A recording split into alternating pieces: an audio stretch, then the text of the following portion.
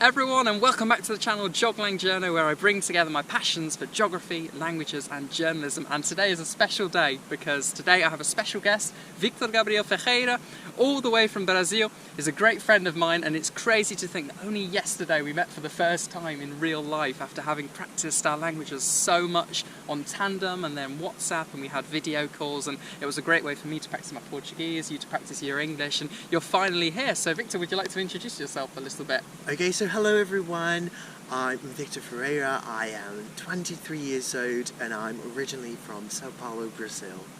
And we wanted to just produce this little video here to talk a little bit about how you can become a better language learner, and particularly how you can learn your first foreign language, because for us, I know we can speak a few different languages and we've become, let's say, experts to a degree in learning languages, but for everyone, a lot of people that might be watching my channel, for example, you might just want to learn your first foreign language, and I think it's so key to know how to get there and some of the skills and the mentality you need to be a language learner that's going to enable you to sort of master your first foreign language. So Victor, would you mind just sort of describing your kind of experience learning English? Because I know Victor's English is absolutely incredible. You might have just listened to the first part of this conversation, not realised he was Brazilian, but his English is absolutely fantastic. But how did you sort of overcome those challenges? And tell me a little bit about your sort of English learning journey, Victor. Okay, so first of all, thank you so much for the compliments.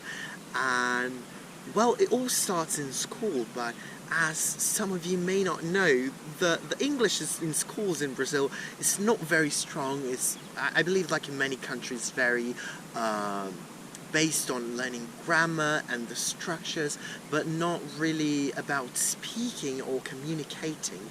And I feel like the first thing I would say, especially here, is learn a language aiming to communicate. That's the first thing I would say. But as for my journey, it started in school, and I was a great student, you know. I would always do my homework and get most of the questions right.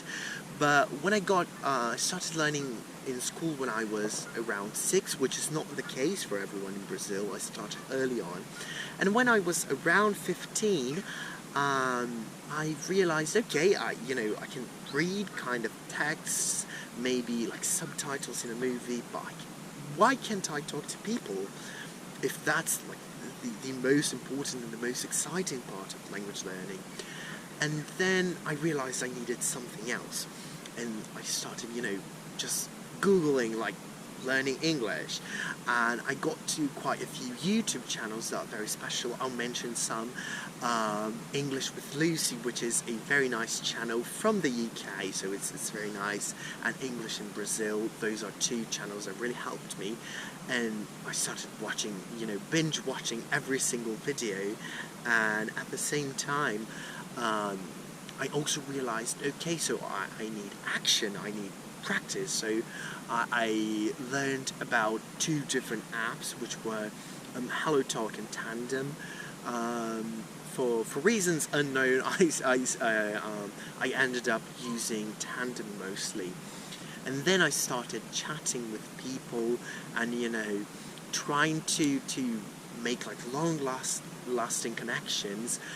But that's how we met. Yeah, for example. And that's how we met. And I think that leads nicely on to my next question. And so part of this video, we're going to speak in a few different languages, and I think now is the perfect time to speak in Portuguese, which is Victor's native language. And so I was going to say, so Victor, here we go, in the question in Portuguese. Como você superou estes obstáculos, estas dificuldades, sobretudo ao nível de comunicação em inglês? Bom, eu acho que não existe uma receita para isso. Você precisa experimentar com todas essas diferentes possibilidades. No começo eu tinha muita vergonha, e por mais que eu gostasse que as pessoas me corrigissem, sempre me dava um pouco aquele sentimento de culpa quando alguém me corrigia, porque eu ficava, como eu não sei isso se eu estudo inglês há tantos anos? Mas eu percebi que a gente às vezes entra com a mentalidade errada para aprender o idioma, porque você tem que celebrar as coisas que você não sabe ou as coisas que você aprendeu, e não ter esse sentimento de vergonha. E o que a gente sempre acaba fazendo é, a gente sabe que a gente aprende a escutar escutando, que a gente aprende a escrever escrevendo, e que a gente aprende a ler lendo. Mas quando chega na parte de falar, uma coisa que eu sempre digo é que as pessoas acham que elas vão aprender a falar estudando gramática ou aprendendo vocabulário. Essas coisas ajudam, mas a realidade é que você só aprende a falar falando.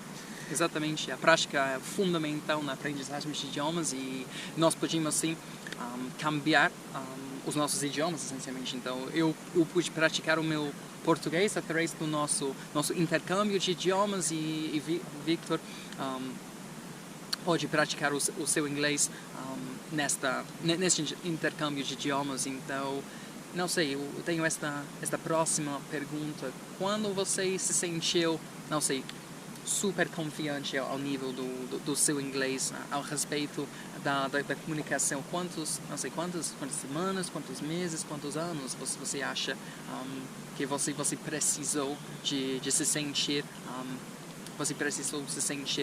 confiante, sim, ao nível do seu inglês falado? Essa é uma excelente pergunta, porque acho que para todo mundo o inglês ele acaba sendo, na verdade a primeira língua acaba sendo uma jornada muito mais longa do que todas as outras que você vai ter, porque você ainda está descobrindo as coisas que você precisa fazer. Então o inglês para mim foi uma jornada muito, muito longa.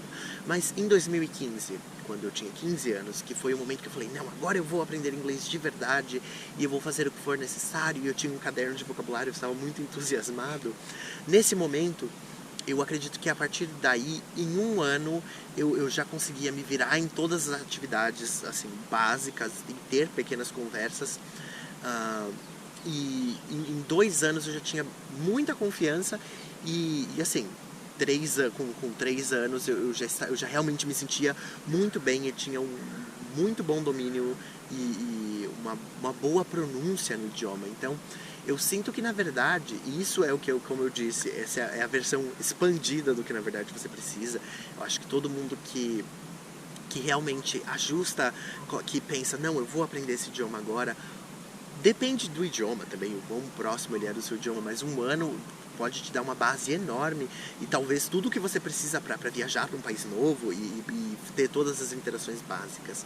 Mas eu diria que esse período de 1 a 3 anos ele proporciona um crescimento muito grande. Exatamente, o tempo, a prática, a dedicação e também a motivação são fundamentais na aprendizagem de idiomas. Então, muito obrigado para esta parte em português. And now we're going to speak a little bit in Spanish because I have this sort of following question for Victor, really. So, here we go. So, next question in Spanish.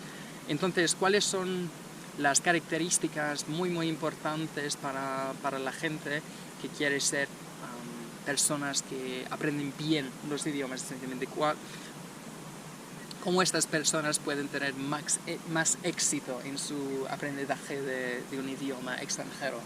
Gracias por la oportunidad de hablar español. Hace un poco que no hablo con nadie en español, pero sí creo que las características más importantes para alguien que gustaría de aprender los idiomas mejor, con más éxito, bueno, tenemos algunas cuestiones.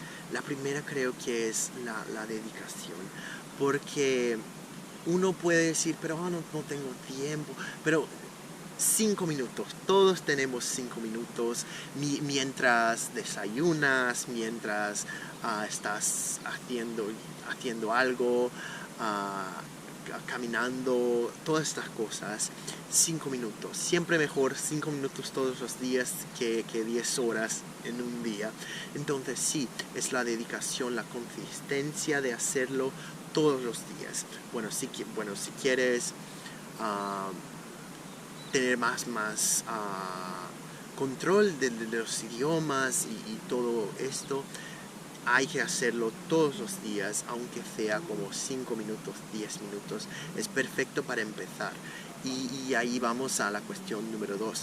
Bueno, 5 minutos es excelente. Más, si puedes hacer más, si puedes dedicar 30 minutos, excelente. Si puedes estar en tu silla y por 30 minutos estudiando, escuchando un nuevo idioma, muy bien. Y bueno, siempre tener el tercer punto es siempre tener ganas de utilizar tus idiomas. Porque para mí, por ejemplo, cuando estaba estudiando el español, siempre intentaba hablar con todos que me hablaban, que podrían me hablar en español. mirar telenovelas en español, escuchar música. Tener esta Sí, inmersión. esta inmersión, porque de hecho muchas personas piensan que tú hablas bien español porque estuve en España, tú hablas español bien porque estuve en Argentina, pero no, hay que viajar, pero hay que tener la inmersión. Sí, viajar es una buena manera de hacer esta inmersión si puedes.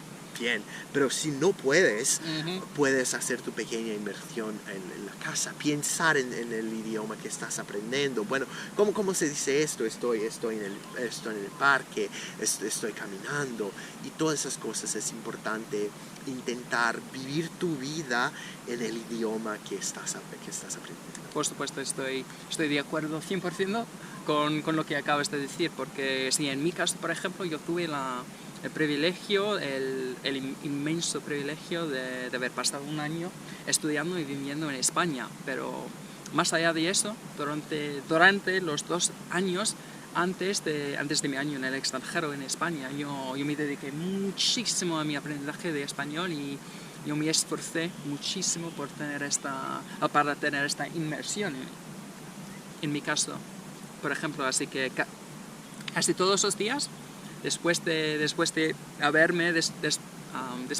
despertado y desayunado, por ejemplo, yo escuchaba episodios de podcast en español, yo leía un montón en español también, así que yo tenía un montón de libros en español para ayudarme en mi trayectoria de español, así que yo me esforcé muchísimo para tener casi todas las cosas que necesitaba pero más allá de eso, yo me esforcé para hablar con nativos, para ir a clubes de conversación donde yo podía mejorar mi español y practicar con más gente, y en nuestro caso también, después de haber empezado nuestro intercambio de idiomas con el inglés y el portugués, después de eso empezamos a hablar en español también, así que eso nos ayudó un montón también, así que estas cosas son muy importantes en el aprendizaje de idiomas, pero más allá de eso, la mentalidad, la motivación, la constancia